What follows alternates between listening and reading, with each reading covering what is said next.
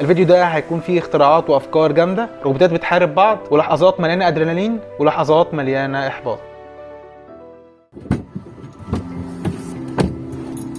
السلام عليكم. النهارده فيديو مختلف شويه، احنا مش هنعمل فيه بروجكت، لا هو فلوج.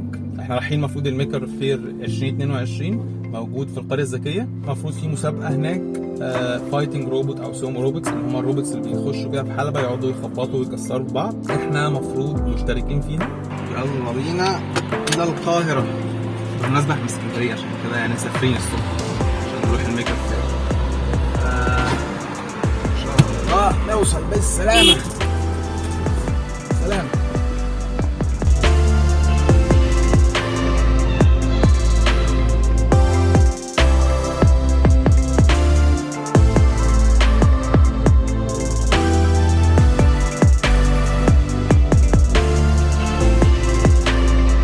واخيرا لقينا مكان الايفنت.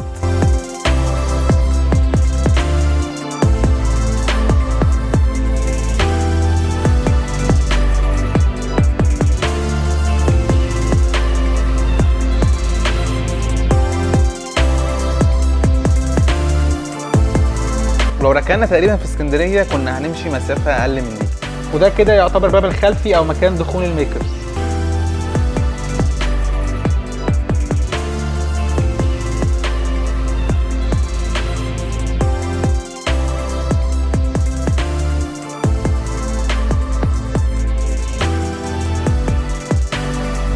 اخيرا وصلنا، ودي الحلبه ودول الفرق المنافسه. كان لسه في وقت، فقلنا نجرب الروبوت تقريبا لاول مره على ارض المسابقه. بالمناسبه كل خطوات عمل الروبوت ده هتلاقوها في الفيديو اللي من الاي اللي فوق او من اللينك اللي تحت في وصف الفيديو. نرجع بقى للتجربه اللي اكتشفنا فيها مشكله في الروبوت، انه مش بيمشي بشكل كويس لان جسمه بيحك في الارض.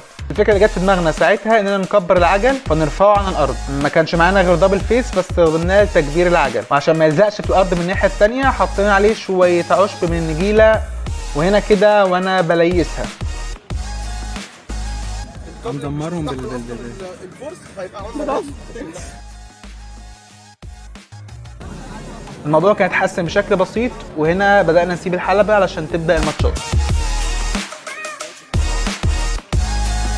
الناس المتجمعة كانت متحمسة جدا، والماتشات برضو كانت قوية.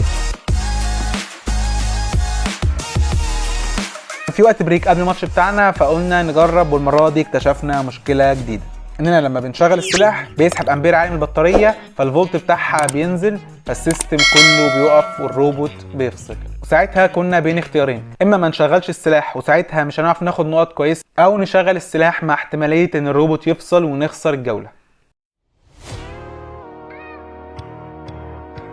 بعدها جاء ميعاد اول ماتش لينا، وفي اول جوله تقريبا اتخطفنا كده. ده ممكن يكون ارهاق او قله نوم، بس الفريق اللي قدامنا كسبها بشكل غريب جدا، وساعتها بقى فاضل جولتين لازم نكسبهم علشان نعدي اول ماتش. ولما قعدت احلل المهزله اللي حصلت في اول جوله دي اكتشفت استراتيجيتهم، انهم بيعتمدوا على السرعه وانهم يهاجموا من الجنب. ورغم ان الروبوت بتاعهم حجمه صغير لانه مستخدم 4 مواتير قويه، فبيكون عنده قوه ان هو يزق الروبوت بتاعنا لطرف الحلبه. فكانت الاستراتيجيه اللي هلعب بيها اني امنعه انه يخبطني من الجنب واخلي هجومي وجها لوجه. فقلت ماشي بالاستراتيجيه دي لحد ما حصلت مفاجاه ما كنتش متوقعها. الروبوت بتاعهم فصل، ما بقاش ليهم اي كنترول عليه، وبهجوم بسيط عليه كسبنا الجوله وبقينا 1-1. حصل معايا نفس المشكله والروبوت فصل، ودي كانت فرصتي علشان اكسب الجوله الثالثه بسهوله. بس للاسف في اللحظه دي عجله من الروبوت عندنا وقفت عن الحركه. بين الروبوت بتاعهم واقف تماما، فكل اللي انا محتاجه اني اخبطه خبطه واحده اخد منها نقطه واحده قبل وقت الجوله. واللي انتوا سامعينه ده كان عد التنازلي للجوله، ودي الخبطه اللي اخدنا بيها اول ماتش. صلحنا العجله اللي كانت بايظه وظبطنا بقيه المشاكل، وساعتها بقى لحد ما يجي وقت الماتش اللي جاي قلنا ناخد لفه في المكان. فخليني اوريكم الايفنت.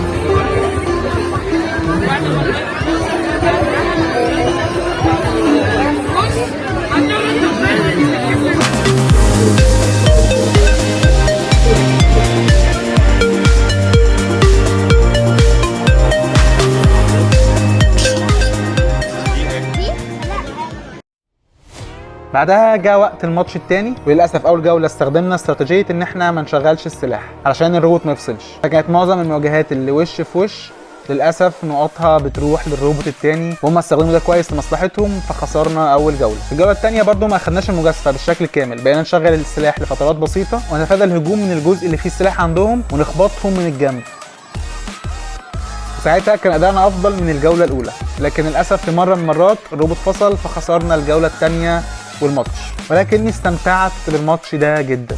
واخيرا بغض النظر عن النتائج فالتجربه كانت تستحق العناء، فيها لحظات حلوه ولحظات محبطه، تعرفنا على ناس كويسين وكونا ذكريات كويسه.